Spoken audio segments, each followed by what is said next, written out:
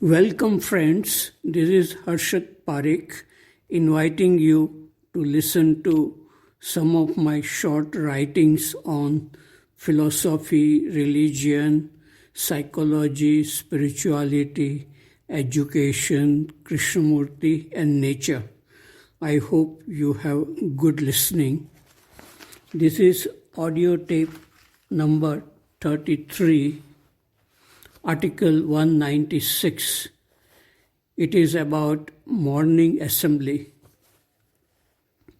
This morning, I saw hundreds of butterflies flying near the cottage where I live, and I also saw many little children as beautiful as butterflies in the dining hall at breakfast time. The school started today with an assembly in the morning at 8:35 a.m.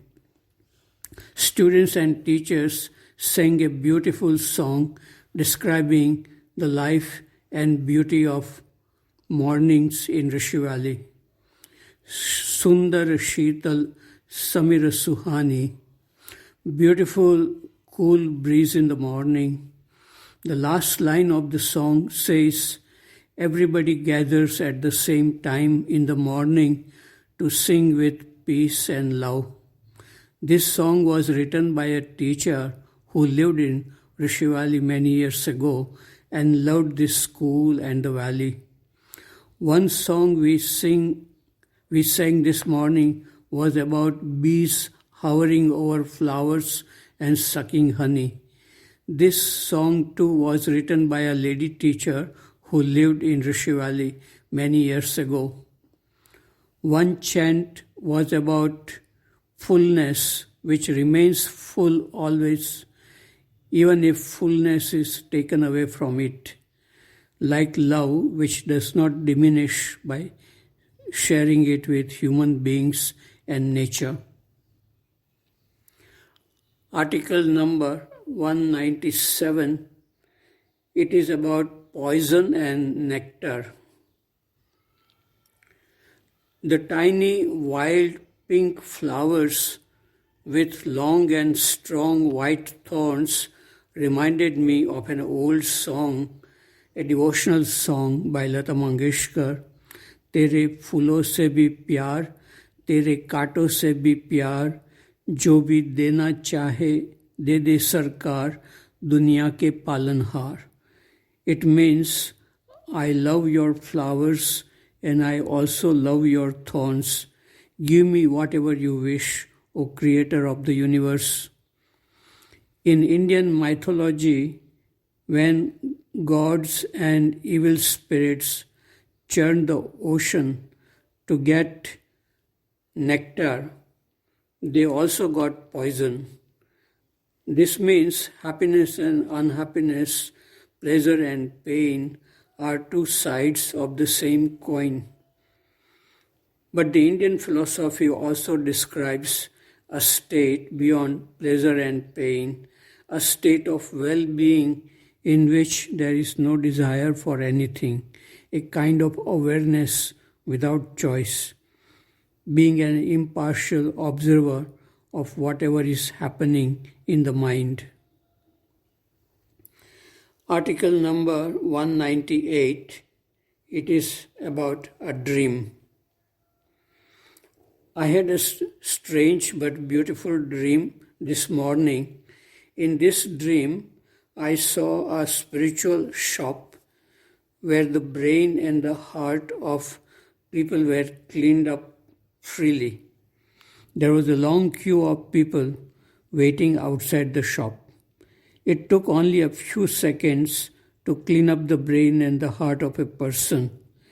And once it was cleaned up, that person did not need to come again. People who came out of the shop were cheerful and loving. These people opened their own spiritual shops. This avalanche effect made it possible to clean up the whole of humanity in few days.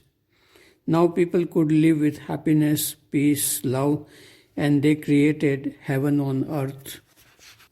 Article number 199. It's about mystical experiences. This was written in Rishi Valley School on December 3, 1982. I met a professor few days ago near the big banyan tree. I said hello and asked if he was a visitor to the school. He introduced himself. He was the professor of philosophy at Bombay University in Goa. He was teaching at the postgraduate center in Goa. We walked near the rural school and talked about our school. He was thinking of sending his son to Rishi Valley. It was evening and the full moon was coming out beautifully from behind the clouds. The next day I saw him in the school library. He came to me and showed a book he was reading. It was The Doors of Perception by Aldous Huxley. He was greatly attracted to the mystical experiences aroused by drugs as described in the book. We went outside the library and discussed this topic under a tree. The professor had contacted several well-known gurus. He had been interested in arousing his kundalini by the grace of these gurus, but nothing happened by their touch. One day he met a mystic who lived in a state of bliss. He sang songs or remained silent. In his presence, some people received the grace. One day, Professor was almost paralyzed temporarily in the presence of the mystic. He believed the Kundalini had awakened. He went through a period of great happiness. There were no side effects. But after reading Krishnamurti's books and listening to his talks, he believed he had hypnotized himself.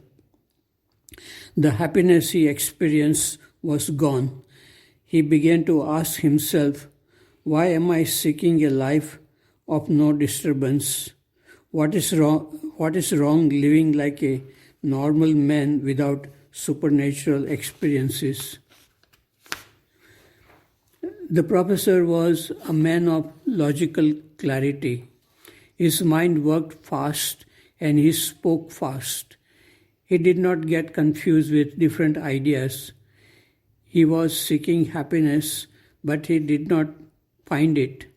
It was difficult for him to be still. He kept on asking questions. Krishnamurti's sentence, "The religious mind is a questioning mind," attracted him very much. His profession also demanded that he pursued ideas and he kept on asking questions. I said, "You are attracted by Krishnamurti's sentence which agrees with your own way of life. You accept that which you desire." Krishnamurti also says many other things. Suppose he says, religious mind is a watching mind, not a questioning mind. Would you accept that? I feel that if one questions because one wants to find the truth, then one is indulging in a kind of intellectual game. It is like throwing a stone in a still lake and then getting caught in the ripples of thought.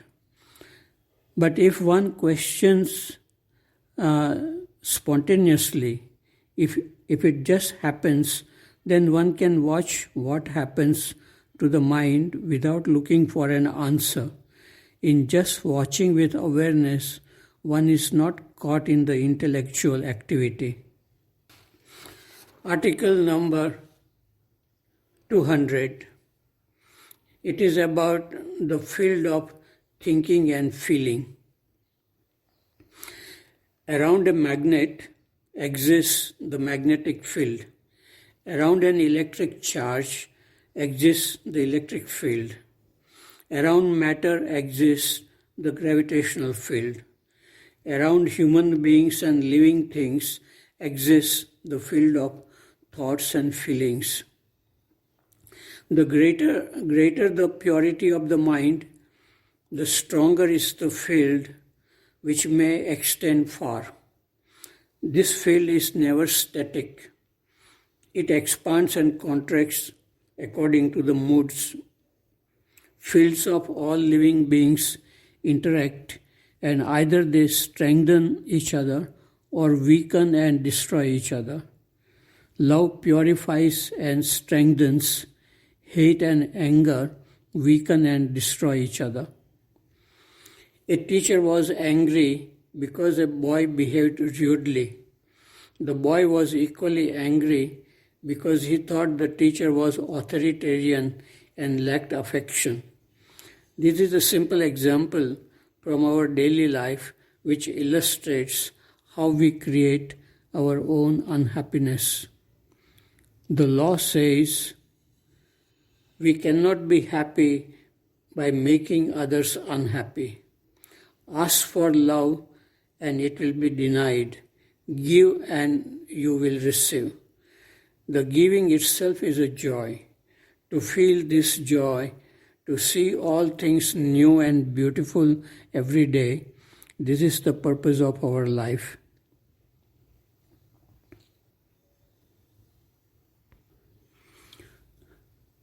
Article number 201. It is about dreaming. This was written many years ago when I was working for a PhD degree in electrical engineering at Iowa State University in 1973. One night I could not sleep. I got up at 1 a.m. and started writing spontaneously. Only after I finished writing this, I could sleep. He was walking alone on a lonely street that night. He looked at the magnificent light coming from behind the trees, and he was very much delighted. Suddenly, a voice came from his own mind. Concentrating on the beauty of this universe, don't mesmerize yourself. This world of dreams is beautiful and innocent, but this is the unreal world. The real world is the brutal world where poor and innocent people are being killed in the name of freedom, political ideology, and religion. In this real world, principles, theories, and ideologies are more important than human beings.